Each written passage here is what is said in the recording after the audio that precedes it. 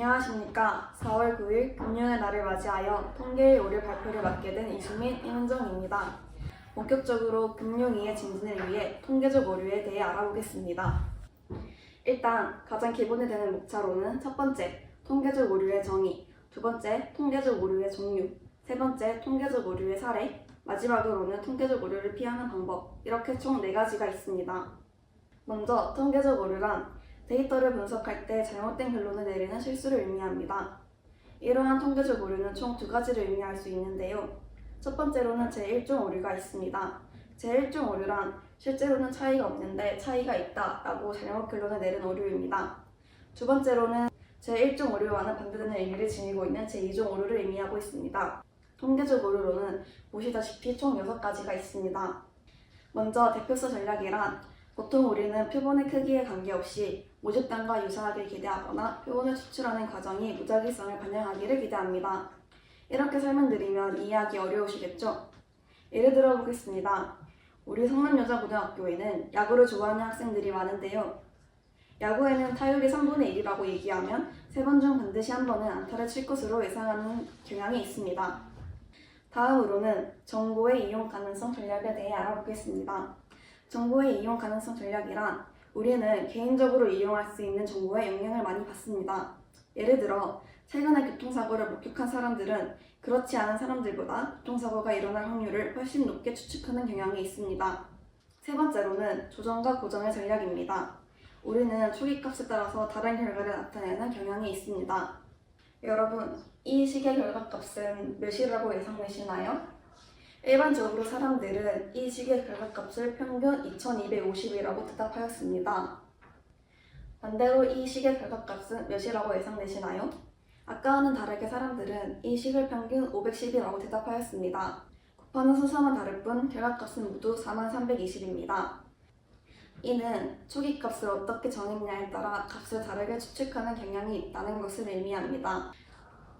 네 번째로는 중심 판단 전략입니다. 우리는 50%를 기준으로 생각하는 경향이 있습니다.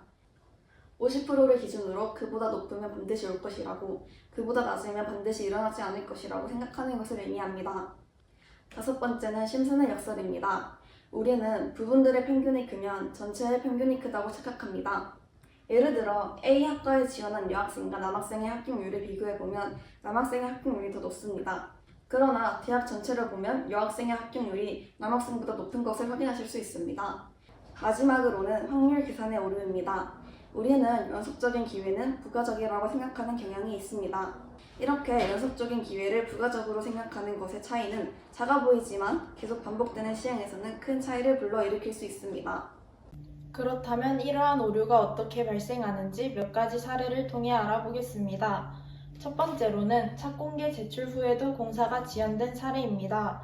서울경제 2024년 11월 1일자 기사에서는 정부가 발표하는 착공 및 입주 예정 물량 등의 통계에 허점이 있다고 보도했습니다. 정부는 시공사가 지방자치단체에 착공을 알리는 착공계를 제출하면 이들 물량을 모두 공사에 착수한 것으로 간주하고 있지만 현장에서는 건설사들이 착공계를 제출한 뒤 공사를 시작하지 못하는 사례가 속출하고 있으며 이는 수치 오류를 넘어 잘못 산출된 데이터로 부동산 정책 수업의 근거 자료로 활용하고 있기에 부동산 정책 오류를 피할 수 없다고 지적했습니다. 두 번째로는 드림파크 골프장의 농약 사용량이 축소 신고되어 통계 오류가 발생한 사례입니다. 수도권 매립지 관리공사가 운영하는 드림파크 골프장은 2023년 환경부가 발표하는 농약 사용 저감 우수골프로 2년 연속 선정되었지만 농약 사용량이 허위 조직된 것이 국감에서 지적되었습니다. 또한 토양 지하수 정보 시스템에 공시된 드림파크 골프장의 농약 사용량이 실제 사용량보다 100배 이상 축소된 것으로 드러났습니다. 세 번째 사례로는 국토부 부동산 통계 오류가 공직기강 문제이며 간과해서는 안 된다고 지적한 사례입니다. 2024년 5월 16일 서울신문 유재용의 이슈 탐구 칼럼에서는 국토부 부동산 통계 오류는 공직기강의 문제라고 다뤘습니다.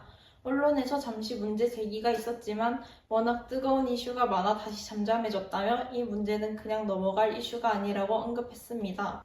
마지막으로는 총선 통계 오류가 국민적 의심과 분노를 불러일으키고 있다고 보도한 사례입니다. 2024년 7월 24일 울산경제신문에서는 통계로 본 국민주권 되찾기라는 제목으로 스포츠인의 통계적 관점에서 2020년 4월 15일 총선과 2024년 4월 10일 총선은 납득할 수 없는 통계적 오류로 많은 국민적 의심과 분노를 일으키며 서서히 진실의 수면 위로 드러났다고 썼습니다. 그 다음으로는 통계적 오류를 피하는 방법을 알려드리고자 합니다. 첫 번째로는 표본 크기를 충분히 확보하는 것입니다. 통계를 활용할 때 가장 중요한 요소 중 하나가 표본의 크기입니다. 표본이 너무 작으면 우연에 의해 왜곡될 결과가 나올 가능성이 크기 때문입니다. 실제로 신뢰할 만한 통계를 얻기 위해서는 표본 수가 충분히 커야 하고 모집단을 대표할 수 있도록 무작위로 선택하는 것이 중요합니다. 두 번째로는 적절한 가설을 설정하는 것입니다.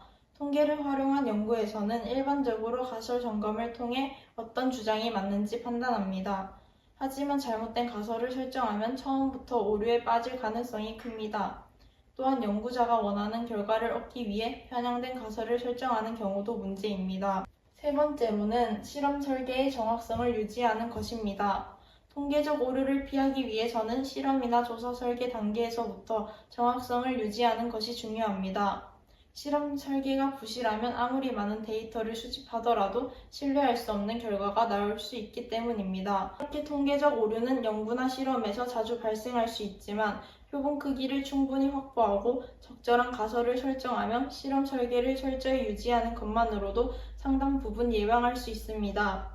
통계를 활용할 때는 단순한 숫자가 아니라 그 이면의 과정과 논리를 꼼꼼하게 따져보는 태도가 중요합니다. 지금까지 이수민, 임은정의 금융의 날을 맞이해 통계적 오류를 주제로 한 발표였습니다. 들어주셔서 감사합니다.